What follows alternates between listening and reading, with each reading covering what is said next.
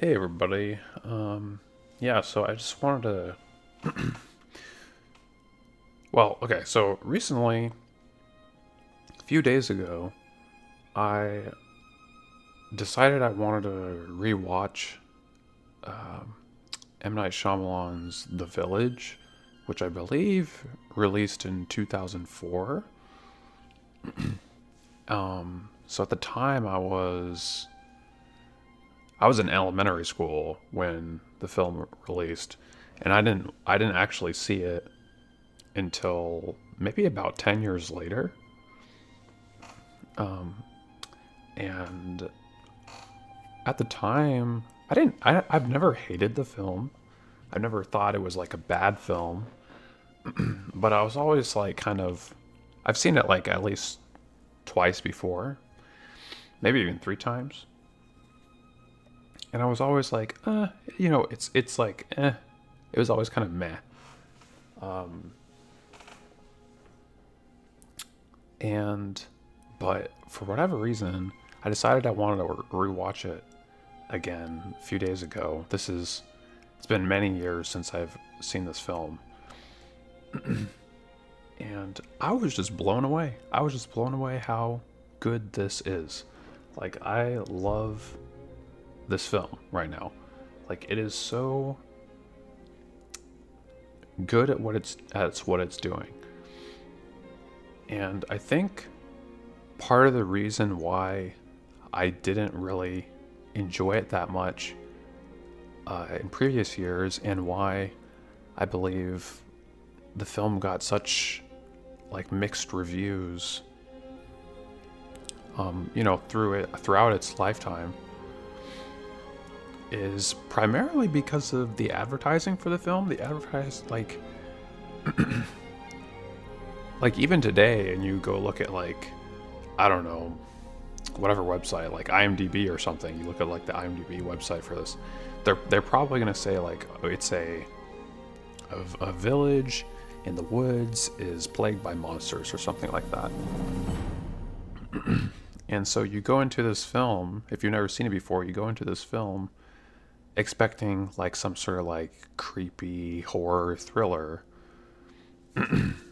with monsters attacking the village. And while you do get some of that in the film, definitely, it's not really the focus or the purpose of the film. Um, like I would much rather categorize this movie as like a period drama with like an emotional period drama with some minor horror and thriller elements sprinkled in. Like, that's what I would classify this film as. But it's done in such a way that it is interesting and well put together. I'm not like the biggest fan of like period drama films or anything like that. I don't hate them. They're not what I am actively looking for in movies. But this is has other stuff in it that kind of spices it up to make it more interesting to me, at least personally. So I think, yeah, I think that was probably the biggest problem with this film is its advertising. Like, people go into this film expecting a certain type of experience, and they come out disappointed oftentimes because they're not getting what it wasn't what they thought it was going to be. And I know, at least for myself, that's how I felt a lot of times prior when I have seen this film. And that kind of disappointing feeling kind of like sours a lot of the experience, unfortunately. But I think the you need to go into this film expecting it to be like a period drama. Like, you need to go into this film expecting it to be like not a horror film, not a thriller film. Like if you go in expecting like a period drama, I think you'll be pleasantly surprised. But you can also expect like some of the scariest stuff as well.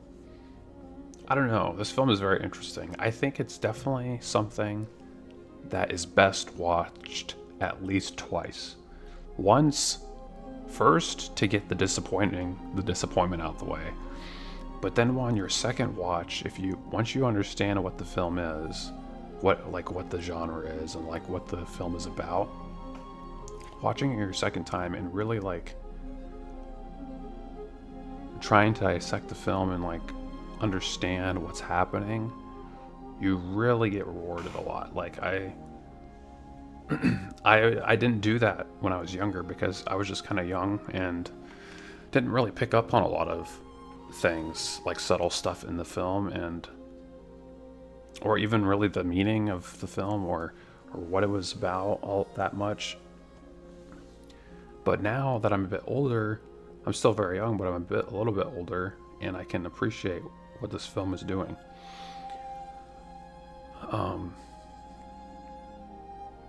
It's a very sad film, in my opinion. Like it has a lot of sad themes, like grief and trauma, and trying to find ways to cope with real trauma. And you know, and the big spoilers, by the way, big huge spoilers for the film if you haven't seen it. Like the rest of this thing is going to be complete spoilers. So the elders, they basically made this community to escape from the world, essentially, like modern society, modern world, because it has just hurt them so bad, and like in real ways. I don't even necessarily blame them for leaving. Like some of the stuff that happened to people that they loved was just so bad, like so terrible, that I don't blame them for not wanting anything to do with the world anymore. So they decided that they could at least try and make this little home for themselves, completely isolated from everything else, and keep everything closed off. So it's basically they live in their own bubble of time. And it's a sad notion. Like it's sad that they felt that they had to do that. Especially given the fact that, as we see as the film goes on, it doesn't necessarily work like that. Like trauma still happens, like people still get hurt,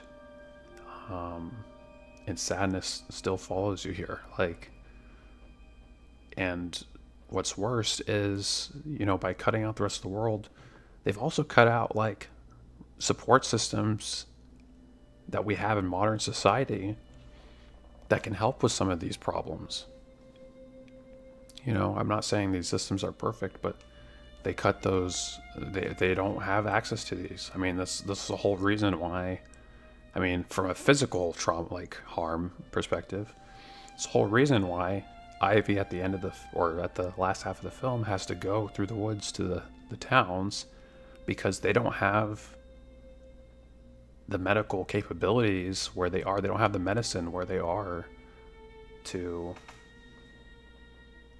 help somebody in need. So she has to leave their sanctuary essentially to go do that. So that's a physical harm aspect, but there's also, you know, mental and emotional trauma that people are dealing with. So there's all that. The thing I really want to talk about though is the kind of the cinematography as well. Like I'm not a theater student or anything, and I don't really know much at all about cinematography, but I can, as a viewer of films, I can at least appreciate when something looks really good and really nice and is put together well. So what I'm going to talk about is mainly kind of the last 40% of the film, more or less, or like that whole sequence where Ivy is going through the woods to get to the towns so she can get hopefully get medicine that she can bring back and help her love Lucius get better, because he's basically on the brink of death essentially. So already while she's doing this, it's already like a really emotional, like, and heavy thing. Like, she just united with this person and she had that ripped away from her like immediately. Anyway, so there's that. But as I was watching this film for like the first time in like years, I was like, how did I not realize how good this stuff looks? Like, this film looks so good. It's not like crazy. There's not really like nutty CGI all over the place. If there is CGI, it's extremely minimal, and is only done on like maybe like some parts of landscapes or something like that. I don't know, or like certain like features of buildings or something like that. Like I couldn't tell you what was CGI in this film, because I think most of it is not. It's probably mostly almost entirely practical. So because of that, everything looks very real, and it just is great. So like even here, you have an image of, like, this is just cool. Like, the camera is just following the river, and you see Ivy walking with her yellow cloak. That's just so cool. It's just, they could just move the camera up a bit and just show her walking, but they decided to just show it in the cloak here. That's so good. I also love the use of color in this film, like the yellow and the red. The yellow for the safe color, and red for the bad color. It just contrasts so well with like the really earthy tones that are throughout the film. It's so good. This scene was really cool. I've never noticed this scene before, but this is during her trek through the woods with her companions. One of the companions has already left because he was really scared and went back. So this is just her and the other escort that she's with, and they're sitting under a tarp in the rain, and you can see that it's probably like, I don't know what season it is in the film. I think it's probably late fall or early or late. It's either late fall or like early winter or late winter or something like that. I think it's late fall though, or early winter. So you can see like icicles like on the bushes here. It just looks so good, and it's raining.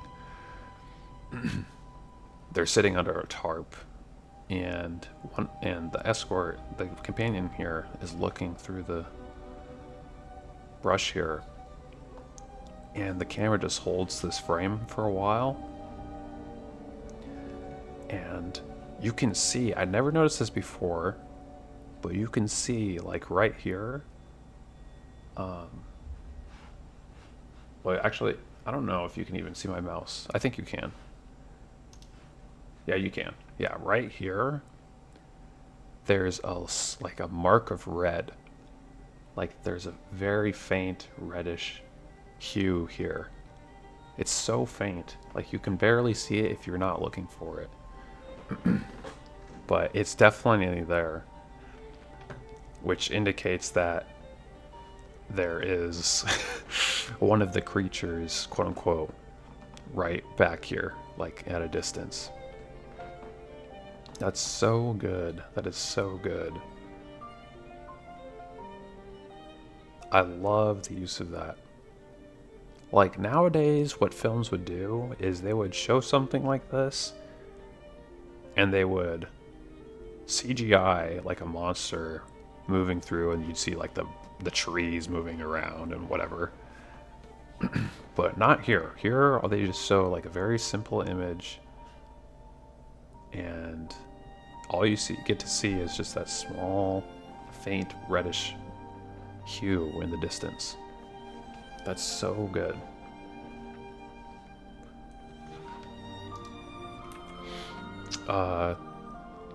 Next scene I really like is the where Ivy falls into the mud pit. It's very scary.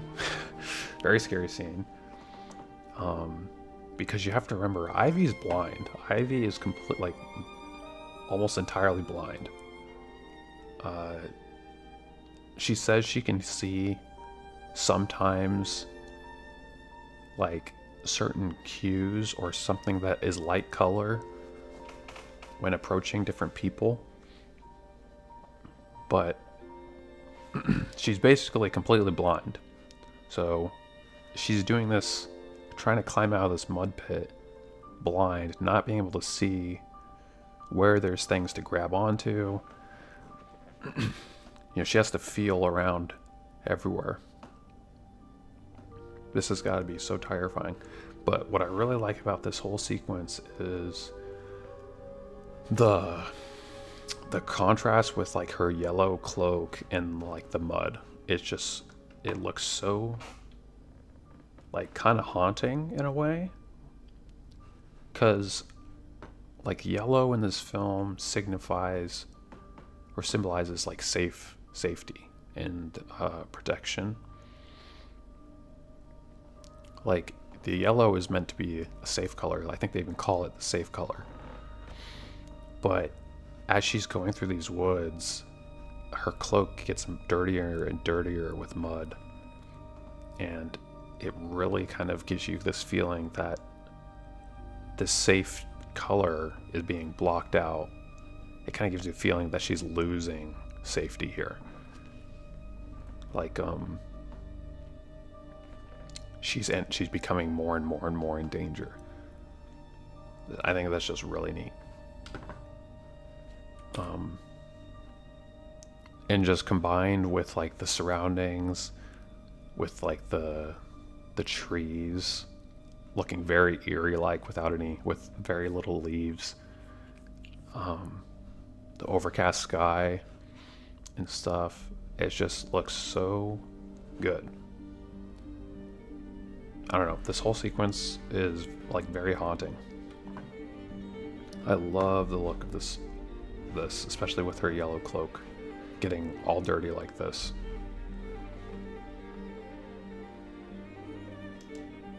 The next thing I want to talk about is the creatures, quote unquote.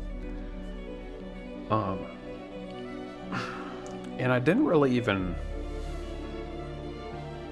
consider this before. Like, this scene was a little eerie, especially this part. When I first watched it, because she's now being pursued by something that she knows at least is not an elder. She's already aware that the creatures are faked, because she was told this and shown this. But here she is, and like in the previous scene, I think her walking stick broke, and as she snapped it, it made a big sound, like a snapping sound. And then moments later, there was a similar snapping sound a little ways away. And if you remember earlier in the film, it is said that the creatures mimic you. They mimic sounds.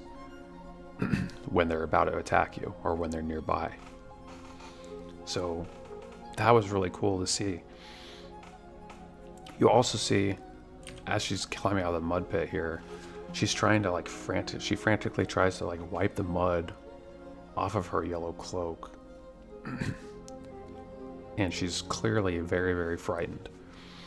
And when I was younger, I didn't really understand like all that. I guess I kind of thought she was scared, but I didn't really, until my most recent watch, I didn't really like fully appreciate what she was going through here. Because it's like, okay, so she already knows that these things are fake. But what her father told her after he showed them that they're that they're farce, basically, was that he said that they're based on rumors that there were creatures living in the woods here, like strange creatures. So that's where they got the idea to come up with the those we don't speak of monsters. So that's leaving enough doubt in her mind to be like, okay, what if they are actually real? Or what if there's something similar? What if there's something else in these woods that is actually dangerous?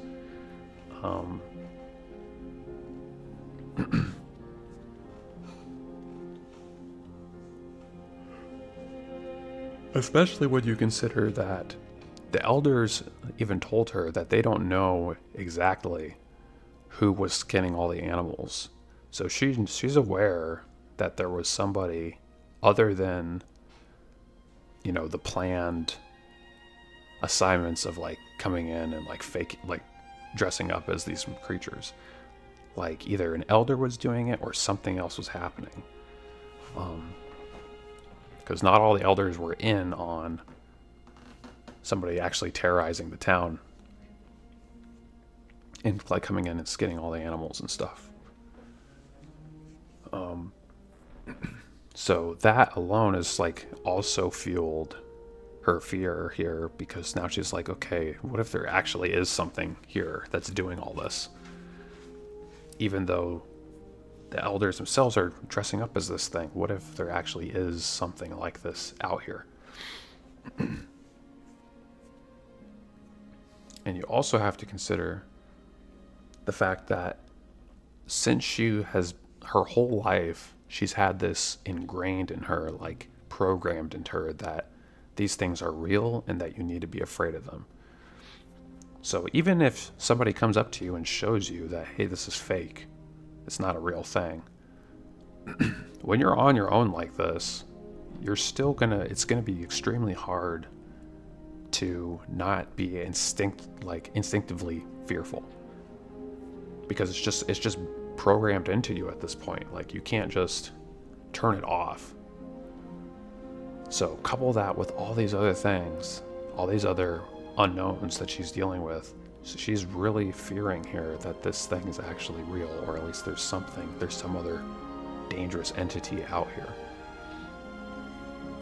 And then on top of all of this, you have to remember, and this is the thing that I didn't, for some reason, I just was not really like thinking about this when I first watched it. She is blind. She's completely blind. She can't see these things at all, right? All she has to go by is touch and feel, like touch and sound, and like smell, but like mainly like touch and sound. Like that's all she has to perceive these things. And so even though we see, especially in the next scene where this thing starts chasing her, you can clearly see that it's like a human wearing it. And it's supposed to look like that because it is, it is a human wearing it. But she is not privy to any of that. She can't see that at all.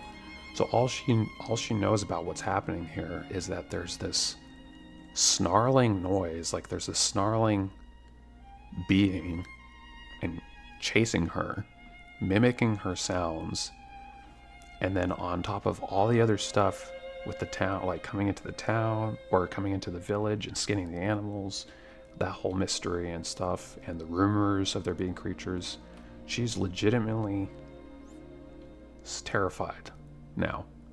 Like, she has every justifiable reason to believe that this is an actual monster now, and an actual creature like trying to kill her, which has got to be so scary. So it makes this scene where she like stands in front of the mud pit to trick the creature into falling in, aka Noah. She doesn't know it's Noah, by the way. This whole sequence, she doesn't know it's Noah because he never talks to her or anything here. So she's standing in front of this thing to lure it into the trap.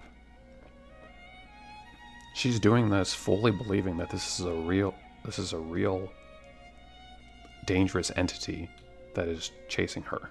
Like, that is so powerful. Like, it really shows you like how brave she is, even though she's she must be extremely scared.